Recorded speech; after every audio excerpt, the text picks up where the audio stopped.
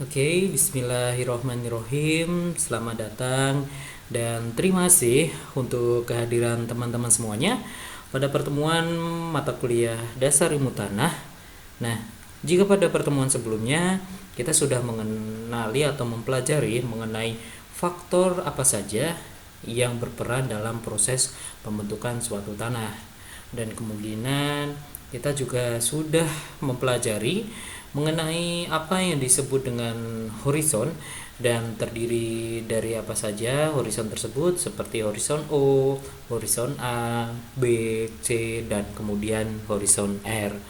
Nah, untuk pertemuan kali ini kita akan mempelajari mengenai apa saja atau macam-macam pelapukan yang terjadi pada bahan induk yang berada di dalam tanah, yang mana nanti akan bertatap bersama saya, Tanggo Prakoso. Sebelum kita masuk ke materi, kita akan mengingat sedikit mengenai faktor-faktor apa saja yang berperan dalam suatu pembentukan tanah.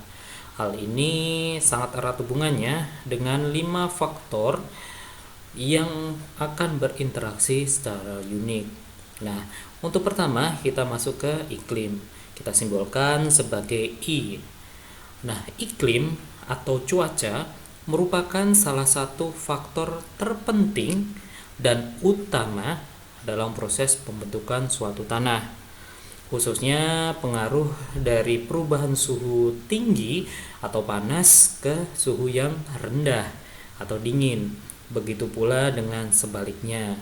Nah, hal tersebut menjadikan proses pelapukan dari bahan induk cenderung lebih cepat, sehingga dapat membantu dalam proses pembentukan tanah. Nah, kemudian kita masuk ke poin kedua, yaitu organisme atau vegetasi yang kita simbolkan sebagai O.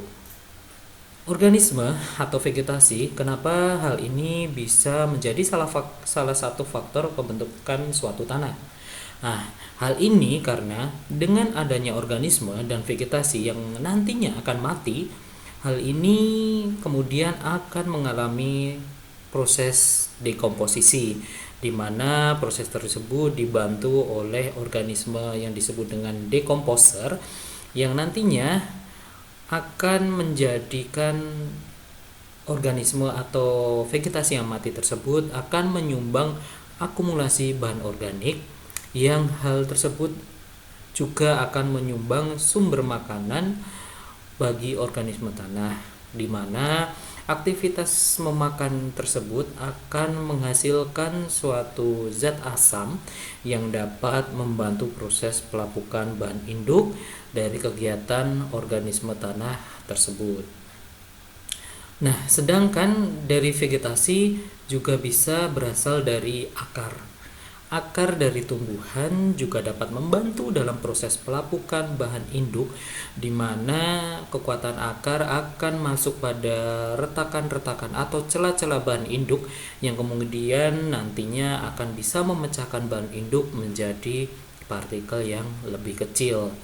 Kemudian kita masuk ke nomor ketiga, bahan induk sendiri, atau biasa disimbolkan dengan BI. Nah, bahan induk di sini merupakan salah satu bahan utama dalam penentu pembentukan tanah, yang nantinya sifat dan jenis tanah akan sangat ditentukan oleh jenis bahan induk yang terdapat di sekitar tempat tersebut. Contohnya, jika pada suatu tempat tersebut terdapat batuan induk yang lebih atau memiliki komponen pasir lebih banyak, maka tanah yang akan dihasilkan atau yang dibentuk akan memiliki tekstur pasir yang lebih banyak.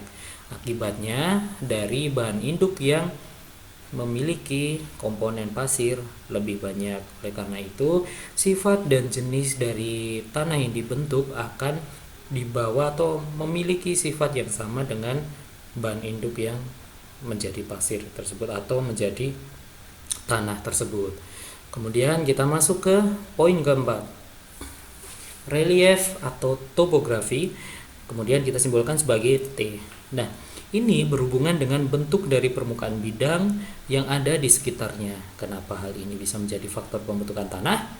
Karena dengan relief tanah ini dapat dibantu dengan gerakan air. Dengan bantuan air inilah maka dapat membantu dalam proses pelapukan, khususnya pada proses fisika maupun kimianya. Selain itu, dengan adanya topografi khususnya pada kelerengan yang curam, maka hal ini dapat menyebabkan terjadinya perpindahan suatu komponen tanah ke tempat yang lain atau biasa yang kita kenal dengan erosi. Nah, dari perpindahnya tanah ini maka dapat mempengaruhi yang namanya adalah ketebalan tanah atau tebal solum tanah. Nah, kemudian juga akan mempengaruhi banyak sedikitnya bahan organik tanah, warna tanah, ataupun unsur hara. Sehingga seringkali bahwasanya di bagian puncak atau tempat atau tanah yang memiliki lereng yang curam, maka seringkali terjadi kehilangan unsur hara, di mana unsur hara tersebut akan berpindah ke bagian yang lebih rendah karena adanya gerakan air yang membawa komponen tanah, kemudian juga membawa bahan organik dan juga unsur hara tersebut.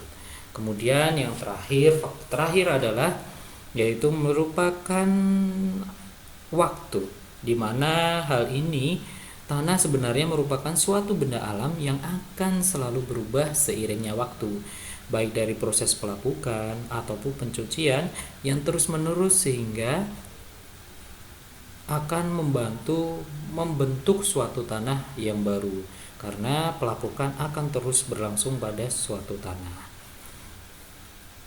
Nah, kemudian kita akan masuk di inti materi kita.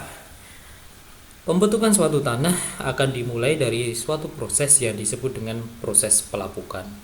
Nah, pelapukan merupakan hasil kinerja dari yang namanya adalah proses yang dipengaruhi oleh iklim, di mana hal ini akan terbagi menjadi 3 jenis pelapukan, yaitu pelapukan secara fisika, kimia, dan biologi. Nah, jika kita melihat pada proses pembentukan tanah pada gambar kiri ini, maka prosesnya adalah yang pertama adalah terdapat magma yang berasal dari letusan gunung yang kemudian akan membentuk atau membeku menjadi batuan sedimen dan batuan metamorfosis. Nah, apakah kedua batu tersebut? Nah, nanti kita akan bahas setelah ini. Yang kemudian kedua batuan tersebut mengalami pelapukan, bisa berupa pelapukan fisika, kimia, ataupun biologi, yang nantinya akan terbentuk bahan induk tanah. Nah, yang nantinya akan menjadi tanah, dan proses ini akan disebut dengan pedogenesa atau pembentukan tanah, yang nantinya akan dibahas lebih dalam lagi setelah UTS nanti bersama dengan Pak Hati.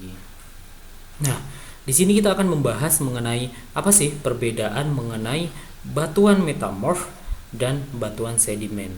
Nah, jika pada batuan metamorf terbentuk karena proses metamorfosa yang dikenai panas lebih dari 150 derajat Celcius atau suhu ekstrim, di mana juga batuan metamorf ini juga mengalami yang namanya adalah tekanan tinggi atau tekanan ekstrim.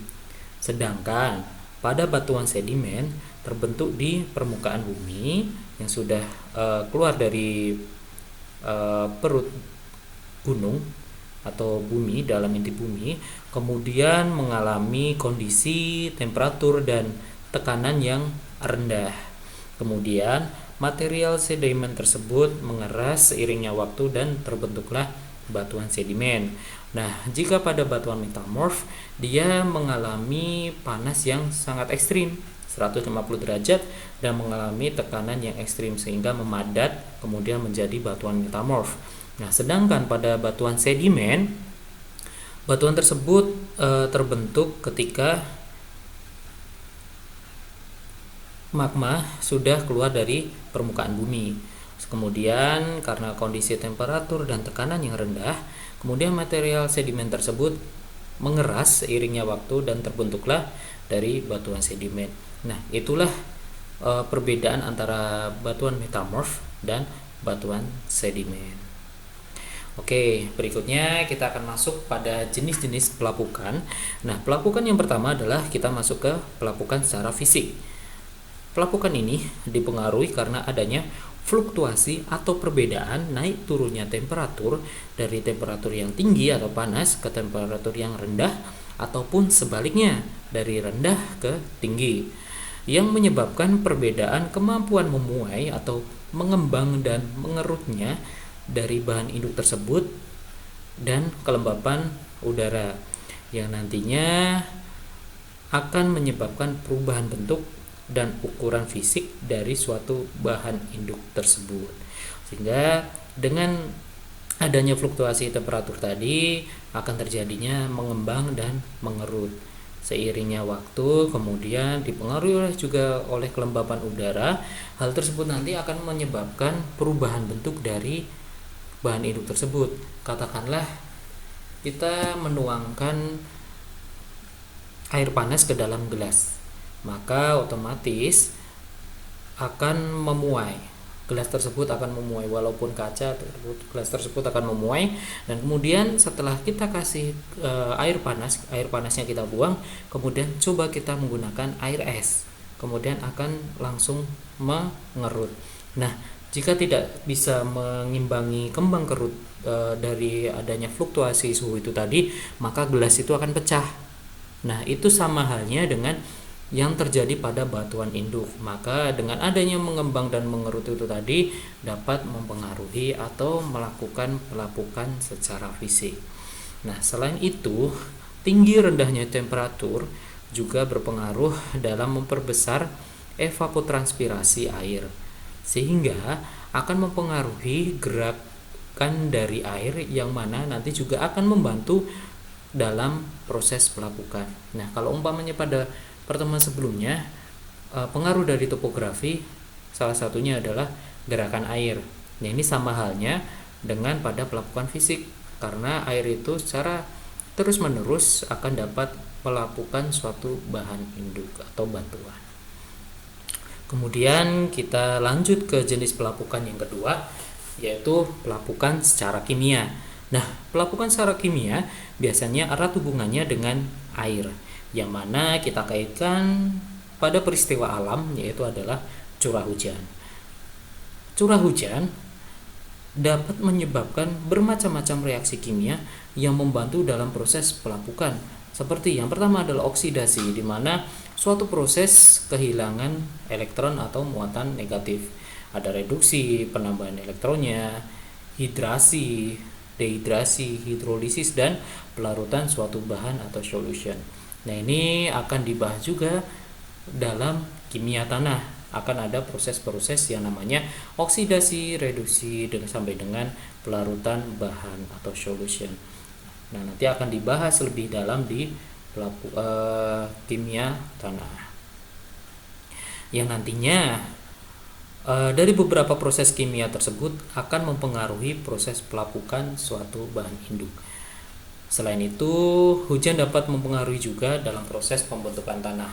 Antara lain, eluviasi atau pencucian beberapa unsur hara seperti K, Na, Ca, Mg, N, dan C, di mana unsur-unsur ini cenderung memiliki massa unsur yang ringan, sehingga mudah untuk mengalami pencucian atau berpindahnya suatu unsur hara dari suatu tempat ke tempat lain. Nah, biasanya ini dibantu oleh gerakan air itu tadi, karena seringkali unsur hara itu mudah terbawa oleh air. Dan salah satu cara untuk tanaman dapat menyerap unsur hara yaitu adalah melalui air. Nah, itulah kenapa seringkali kita penting setelah kita melakukan pemupukan itu adalah kita melakukan penyiraman. Nah, ini halnya untuk membantu proses penyerapan unsur hara yang sudah kita berikan dalam pupuk itu tadi ke dalam tanaman dengan bantuan penyiraman. Kemudian kita masuk ke jenis pelapukan yang terakhir, yaitu pelapukan secara biologi.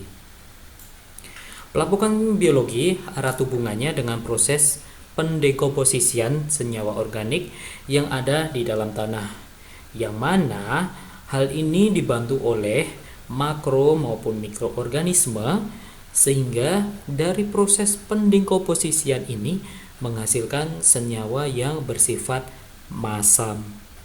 Bisa melalui proses humifikasi, yaitu adalah pelepasan asam humat, asam sulfat, yang mana hal tersebut berasal dari bahan organik. Kemudian proses amonifikasi, nitrifikasi, maupun fiksasi nitrogen. Nah, amonifikasi, nitrifikasi, maupun fiksasi nitrogen ini merupakan salah satu proses di mana sering terjadi pada unsur nitrogen. Dan semua proses ini melibatkan makro dan mikroorganisme tanah yang serbaguna itulah mereka di dalam tanah, sehingga inilah mereka yang berperan khususnya dalam kesuburan tanah di faktor biologinya. Oleh karena itu inilah pentingnya kita memberikan masukan khususnya pada masukan organik di dalam tanah, karena salah satunya untuk menunjang atau sebagai makanan dari makro maupun mikroorganisme yang memiliki peran seperti ini.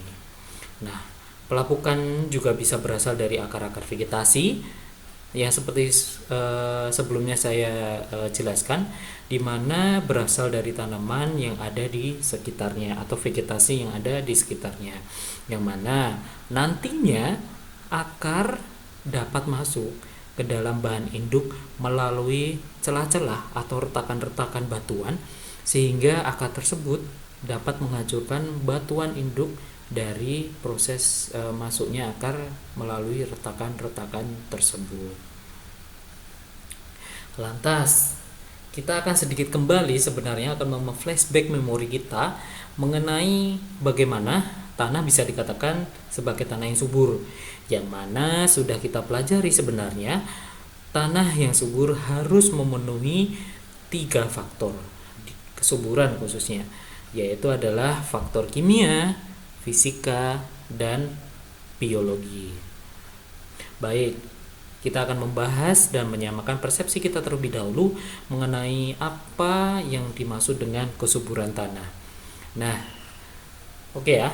Kesuburan tanah adalah suatu kondisi dan kemampuan di mana tanah dapat mendukung pertumbuhan tanaman dengan menyediakan segala sesuatu yang dibutuhkan oleh tanaman, di mana hal ini nanti akan dilihat dari 3 faktor atau 3 sisi. Oke, jadi tanah yang subur itu adalah tanah yang dapat menyediakan apa saja yang dibutuhkan oleh tumbuhan atau tanaman ataupun organisme di dalam tanah. Faktor pertama yaitu adalah kimia. Faktor ini tanah harus dapat menyediakan segala sesuatu mengenai kebutuhan tanaman terkait dengan unsur atau kadar hara yang dibutuhkan oleh tanaman sebagai atau untuk kelangsungan hidupnya. Dan tanah yang memiliki banyak unsur hara maka akan terlihat lebih gelap dibandingkan dengan tanah yang akan miskin unsur hara. Nah, selain itu, tanah yang subur dilihat dari faktor kimia juga dapat dilihat dari tingkat pH tanah atau tingkat kemasaman tanah yang mengarah ke arah netral, yaitu berkisar angka 6,5 hingga 7,5. Karena pH atau kemasaman tanah akan erat hubungannya dengan ketersediaan unsur hara yang ada di dalam tanah, sehingga dapat dimanfaatkan oleh tanaman dan organisme tanah.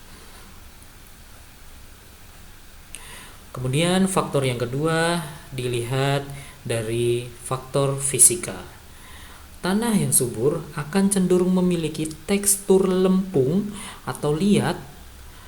Hal ini berkaitan dengan tekstur lempung yang dapat mengikat air, di mana di dalam air, seperti yang saya bicarakan sebelumnya, biasanya akan terdapat zat-zat hara yang dibutuhkan oleh tanaman yang terbawa oleh air tersebut.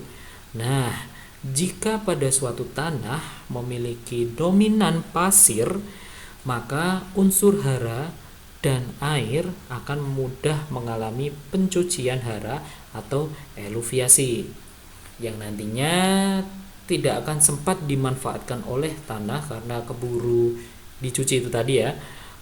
Kemudian tidak dapat dimanfaatkan oleh tanaman dan menyebabkan ketersediaan unsur hara tidak tersedia bagi tanaman, dan kemudian akan berefek pada tanaman di mana pertumbuhannya akan terganggu dan tidak bisa menghasilkan hasil yang optimal. Dan faktor ketiga yaitu adalah faktor biologi. Faktor biologi erat hubungannya dengan segala sesuatu aktivitas makro maupun mikroorganisme yang terdapat di dalam tanah khususnya. Karena organisme di dalam tanah, baik itu makro ataupun mikro, sangat berperan sebagai pengurai unsur hara yang terkandung di dalam bahan organik. Karena kita tahu bahan organik merupakan makanan utama atau sumber energi bagi organisme tanah di dalam tanah. Walaupun bahan organik memiliki atau terdapat atau terkandung unsur hara yang dibutuhkan oleh tanaman, tetapi tidak bisa langsung dimanfaatkan oleh tanaman secara langsung seperti pupuk kimia. Nah, oleh karena itu, bagaimana caranya bahan organik tersebut atau unsur-unsur hara yang terdapat pada bahan organik tersebut dapat dimanfaatkan oleh tanaman?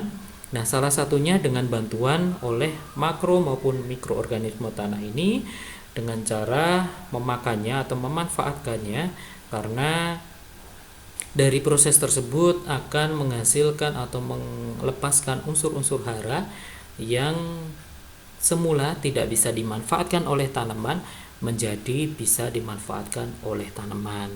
Sehingga itulah fungsi salah satunya kesuburan tanah dilihat dari biologinya. Nah, secara visual kecenderungan pada tanah yang subur juga bisa dilihat dari banyak dan beragamnya vegetasi yang terdapat pada tanah tersebut. Karena semakin banyak jenis atau vegetasi yang terdapat pada tanah tersebut, berarti akan banyak atau unsur hara yang terdapat di dalam tanah tersebut dapat memenuhi segala jenis atau vegetasi yang tumbuh pada tanah tersebut. Karena setiap vegetasi atau setiap komoditas memiliki keperluan atau jenis unsur hara yang berbeda untuk melangsungkan hidupnya. Oleh karena itu, jika suatu tanah subur, otomatis dapat menyediakan semua kebutuhan unsur hara yang dibutuhkan oleh tanaman. Sehingga jika vegetasi di situ banyak, otomatis kebutuhannya bisa dipenuhi. Otomatis tanah tersebut termasuk tanah yang subur.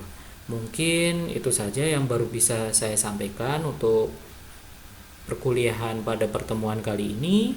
Untuk kurang lebihnya mohon maaf jika masih ada yang bingung dan masih belum paham, silahkan untuk ditanyakan dan kita jadikan untuk bahan diskusi. Semoga apa yang saya sampaikan bisa bermanfaat bagi teman-teman semuanya dan khususnya untuk saya, dan dapat bermanfaat untuk kedepannya untuk pertanian Indonesia. Terima kasih. Bila taufik wal hidayah. Assalamualaikum warahmatullahi wabarakatuh.